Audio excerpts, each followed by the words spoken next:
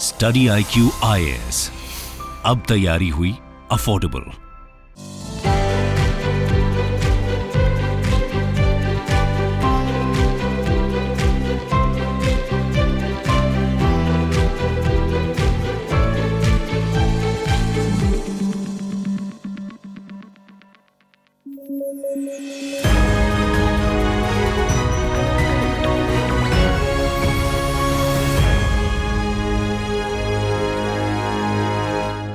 नमस्कार, news at 9 programme में आपका स्वागत है। मैं हूं अमृत उपाध्याय। आइए जल्दी से डालते हैं आज की हेडलाइंस पर नजर। दुनिया भर में मनाया गया विश्व हाथी दिवस। भारत में हाथियों के संरक्षण के लिए लागू है प्रोजेक्ट एलिफेंट। माइक कार्यक्रम के जरिए होती है हाथियों की निगरानी। क्लाइमेट एक्शन में तेजी लाने की तैयारी में भारत। ग्राम पंचायतों को भी कवर करने पर रहेगा जोर। UNDP और जापानी सरकार का मिल रहा है समर्थन। और पृथ्वी के सबसे पुराने आइस कोर का हुआ खुलासा। ट्रांस अंटार्कटिक पर्वत की ओंग घाटी में पाया गया कोर। इस कोर से पता चल सकेगी पृथ्वी के आइस एज में जाने की वजह। खबरों की शुरुआत करें उससे पहले आपको बता दूं कि अगर आप इस बुलेटिन को PDF फॉर्मेट में पढ़ना चाहते हैं तो आपको करना होगा ये कि टेलीग्राम चैनल पर जाइए, अमृत उपाध्याय 007 चैनल को ज्वाइन कर लीजिए, वहां आपको इसका PDF मिल पाएगा। आइए शुरू करते हैं खबर। प्रधानमंत्री श्री नरेंद्र मोदी ने विश्व हाथी दिवस पर देश में किए जा रहे हाथी संरक्षण के विभिन्न प्रयासों की सराहना की है। प्रधानमंत्री ने विभिन्न ट्वीट्स के जरिए कहा कि एशियाई हाथियों का लगभग 60% हिस्सा भारत में पाया जाता है। पिछले 8 वर्षों में एलिफेंट रिजर्व की संख्या बढ़ी है। उन्होंने कहा कि हाथियों के संरक्षण में मिली सफलताओं को पर्यावरण संरक्षण के लिए हो रहे बड़े प्रयासों के संदर्भ में देखा जाना चाहिए। गौरतलब है कि पर्यावरण संरक्षण का एक पक्ष भारत में मानव पशु संघर्ष को कम करना है। पर्यावरणीय संरक्षण को आगे बढ़ाने में स्थानीय समुदायों और उनके पारंपरिक ज्ञान का उपयोग भी जरूरी है। भारत में हाथी को बाघ के समान दर्जा प्राप्त है और 2010 में इसे राष्ट्रीय विरासत पशु घोषित किया गया था। हाथियों को भारतीय वन्य जीव संरक्षण अधिनियम 1972 की अनुसूची 1 के अनुसार संरक्षित प्रजातियों की सूची में शामिल किया गया है। आपको बता दें कि भारत में हाथियों के संरक्षण के लिए प्रोजेक्ट एलिफेंट को केंद्र प्रायोजित योजना के रूप में 1992 में लाया गया था। भारत सरकार के पर्यावरण और वन मंत्रालय द्वारा इसके तहत वित्तीय और तकनीकी सहायता प्रदान की जाती है। प्रोजेक्ट का उद्देश्य हाथियों की आबादी को सुरक्षा देना है, साथ ही उनके प्राकृतिक आवासों और प्रवास गलियारों की रक्षा करना है ताकि उनके दीर्घकालिक अस्तित्व को सुनिश्चित किया जा सके। इसके तहत मानव पशु संघर्ष के मुद्दों को भी देखा जाता है। साथ ही इसमें कैप्टिविटी या कैद में रखे गए हाथियों का कल्याण करना और हाथियों को खासकर उनके दांतों के लिए नुकसान नहीं पहुंचाने के लिए प्रोत्साहित किया जाता है। प्रोजेक्ट एलिफेंट मुख्य रूप से देश के 16 राज्यों या केंद्र शासित प्रदेशों में लागू किया गया है, जिसमें अरुणाचल प्रदेश, असम, आंध्र प्रदेश, छत्तीसगढ़, झारखंड, केरल, कर्नाटक, मेघालय, महाराष्ट्र, नागालैंड, उड़ीसा, तमिलनाडु, उत्तरांचल, उत्तर प्रदेश और पश्चिम बंगाल शामिल हैं। हाथियों के संरक्षण के अंतर्राष्ट्रीय प्रयास भी भारत में लागू हैं। गौरतलब है कि विश्व हाथी दिवस के मौके पर आज ही तमिलनाडु सरकार ने राज्य में 5वें एलिफेंट रिजर्व की घोषणा की है। इसमें अब अगस्त्या मलाई एलिफेंट रिजर्व को भी शामिल किया गया है। इसका विस्तार राज्य के 2 जिलों तिरुनेलवेली और कन्याकुमारी में होगा। प्रोजेक्ट एलिफेंट के तहत साइट्स के दिशा निर्देश को लागू किया जाता है। साइट्स के तहत माइक यानी हाथियों की अवैध हत्या की निगरानी कार्यक्रम को भारत के एलिफेंट रिजर्व में 2004 से लागू किया जा रहा है। माइक कार्यक्रम हाथियों के अवैध शिकार के स्तर और प्रवृत्तियों को मापने के लिए चलाया जाता है। साइट्स जंगली जीवों और वनस्पतियों की लुप्तप्राय प्रजातियों के अंतर्राष्ट्रीय व्यापार पर कन्वेंशन है। इसको वॉशिंगटन कन्वेंशन के नाम से भी जानते हैं। इसका उद्देश्य ये सुनिश्चित करना है कि जंगली जानवरों और पौधों के अंतर्राष्ट्रीय व्यापार से इनकी प्रजातियों के अस्तित्व को खतरा न हो। साइट्स 1 जुलाई 1975 से लागू है और भारत ने 1976 से इसे अपनाया था। भारतीय मौसम विभाग, जापानी सरकार और संयुक्त राष्ट्र विकास कार्यक्रम ने संयुक्त रूप से भारत के 10 राज्यों और केंद्र शासित प्रदेशों में जलवायु कार्यवाही में तेजी लाने के लिए एक नई पहल की है। आधिकारिक रिपोर्ट में कहा गया है कि ये पहल भारत के NDC यानी नेशनली डिटरमाइंड कंट्रीब्यूशन को सपोर्ट करेगी ताकि शून्य उत्सर्जन और जलवायु संबंधित लक्ष्य को प्राप्त किया जा सके। इसे पृथ्वी विज्ञान मंत्रालय और नवीन और नवीकरणीय ऊर्जा मंत्रालय के साथ साझेदारी करके शुरू किया जाएगा। इस पहल के तहत UNDP, IMD यानी भारतीय मौसम विज्ञान विभाग और नवीन और नवीकरणीय ऊर्जा मंत्रालय के साथ विभिन्न जलवायु शमन तकनीकों को प्रोत्साहित किया जाएगा। इसके तहत परिवहन, स्वास्थ्य, सूक्ष्म, लघु और मध्यम उद्यमों और कृषि जैसे प्रमुख बुनियादी क्षेत्रों में कम उत्सर्जन तकनीकों का प्रयोग किया जाएगा। इसके अंतर्गत सभी 10 राज्यों में 150 स्वास्थ्य केंद्र सुविधाएं और 20 सूक्ष्म उद्यमों में सोलर ऊर्जा का उपयोग करना है। साथ ही 85 इलेक्ट्रिक व्हीकल चार्जिंग स्टेशन का निर्माण करना है।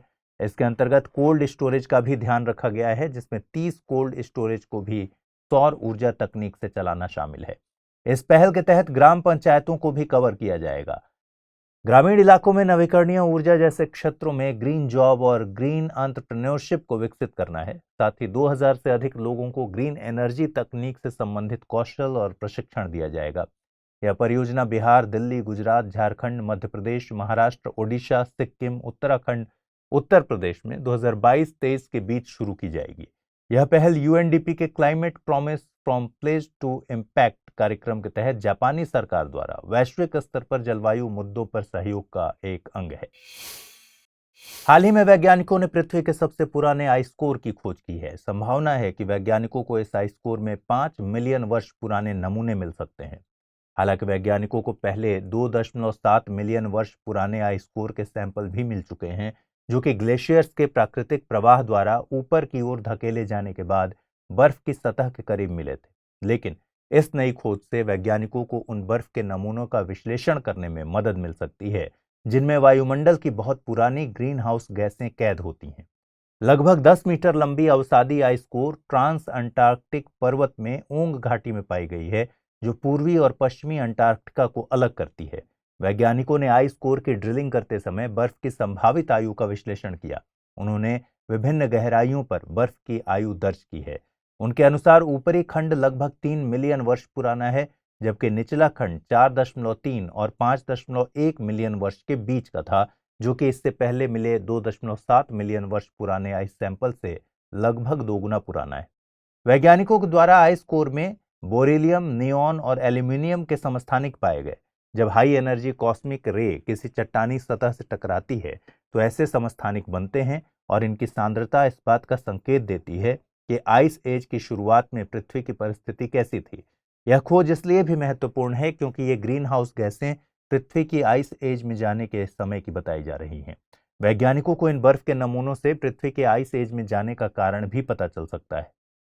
इस खोज से लगभग 2.5 से 5 मिलियन वर्ष पहले की जलवायु परिस्थिति को समझा जा सकता है, जब वैश्विक तापमान और कार्बन डाइऑक्साइड का स्तर आज की तुलना में अधिक था। पृथ्वी के इतिहास में कम से कम 5 प्रमुख आइस एज रहे हैं, जो कि हुरोनियन, क्रायोजेनियन, एंडियन, सहारन, लेट पैलियोजोइक और क्वाटरनरी आइस एज कहलाते हैं। आपको ये बता दें कि ग्रीनलैंड और अंटार्कटिका की बर्फ से आधुनिक जलवायु विज्ञान को समझा जाता है। परंपरागत रूप से वैज्ञानिक उन जगहों पर ड्रिल करते हैं जहां साल दर साल बर्फ की परतें जमा होती हैं, जो ग्लेशियर के प्रवाह से प्रभावित नहीं होती। ये खोज एपिका यानी European project for ice Koring in Antarctica द्वारा की गई थी। इस वर्ष गणतंत्र दिवस की परेड में तमिलनाडु की झांकी को अस्वीकृत कर दिया गया था। इसके चलते तमिलनाडु सरकार ने इस झांकी का प्रदर्शन अपने राज्य में ही किया। साथ ही चेन्नई में होने वाली गणतंत्र दिवस की परेड में भी इसे शामिल किया गया। चर्चा में आई इस झांकी में रानी वेलु नचियार व कोयली को मुख्य रूप से प्रदर्शित किया गया था। देश की राष्ट्रपति द्रौपदी मुर्मू ने भी अपने भाषण में रानी वेलु नचियार का वर्णन किया। गौरतलब है कि रानी वेलु नचियार अंग्रेजों के खिलाफ स्वतंत्रता की लड़ाई लड़ने वाली पहली महिला क्रांतिकारी रानी थीं। उन्होंने झांसी की रानी लक्ष्मीबाई से काफी पहले ईस्ट इंडिया कंपनी के साथ युद्ध किया था। कहा जाता है कि मानव बम का उपयोग भी सबसे पहले उन्होंने ही किया। रानी वेलु नचियार का जन्म 3 जनवरी 1730 को तमिलनाडु के शिवगंगई क्षेत्र में हुआ था। तमिल में वे वीर मंगाई यानी बहादुर महिला के नाम से जानी जाती हैं। वे युद्ध कलाओं, घुड़सवारी, तीरंदाजी और विभिन्न प्रकार के अस्त्र शस्त्रों में माहिर थीं। 1772 में ईस्ट इंडिया कंपनी की अंग्रेज सेना और अरकोट के नवाब की सेनाओं ने मिलकर शिवगंगई पर आक्रमण कर दिया और 1780 में रानी वेलु नचियार और अंग्रेजी सेना का आमना सामना हुआ था। रानी वेलु ने इतिहास में दर्ज पहला सुसाइड बम हमला करने की योजना बनाई। इसके चलते उनकी सेना की कमांडर कोयली ने आत्मदाह किया और अंग्रेजों के गोला बारूद और हथियार घर में कूद पड़ी। इस तरह वीर कोयली ने अंग्रेजों की सेना को कमजोर कर दिया और वीरगति प्राप्त की। आपको बता दें कि कोयली के जीवन के बारे में कोई लिखित जानकारी उपलब्ध नहीं है। आइए अब जल्दी से नोट करते हैं आज के बुलेटिन पर आधारित सवाल। पहला सवाल है, हाथी संरक्षण से संबंधित निम्न कथनों में असत्य को चुनिए। 2010 में हाथी को राष्ट्रीय विरासत पशु घोषित किया गया। दूसरा स्टेटमेंट, भारतीय वन्य जीव संरक्षण अधिनियम 1972 के अनुसार हाथी संरक्षित प्रजातियों की सूची 1 में शामिल है। तीसरा स्टेटमेंट है, प्रोजेक्ट एलिफेंट को केंद्र प्रायोजित योजना के रूप में 1994 में लाया गया था। और चौथा, माइक कार्यक्रम हाथियों के अवैध शिकार के स्तर और प्रवृत्तियों को मापने के लिए चलाया जाता है। अगला सवाल, रानी वेलु नाचियार के संबंध में निम्न कथनों पर विचार करें। 1772 में ईस्ट इंडिया कंपनी की अंग्रेज सेना और अरकोट के नवाब की सेनाओं ने मिलकर शिवगंगई पर आक्रमण किया। दूसरा, रानी ने इतिहास में दर्ज पहला सुसाइड बम हमला करने की योजना बनाई। उपरोक्त में से सही कथन या कथनों को चुनिए। केवल एक, केवल दो, एक और दो दोनों, न तो एक और न ही दो। तो इन सवालों के जवाब कमेंट बॉक्स में देना न भूलें। अगर आपको ये प्रोग्राम ठीक लग रहा हो तो अपने दोस्तों के साथ शेयर करना इसे न भूलें और चैनल को सब्सक्राइब भी जरूर करें। फिलहाल इस बुलेटिन में इतना ही। कल कंपाइलेशन के साथ आपसे मुलाकात होगी ठीक इसी समय पर। अपना ख्याल रखिए, ठीक से पढ़ाई कीजिए। नमस्कार।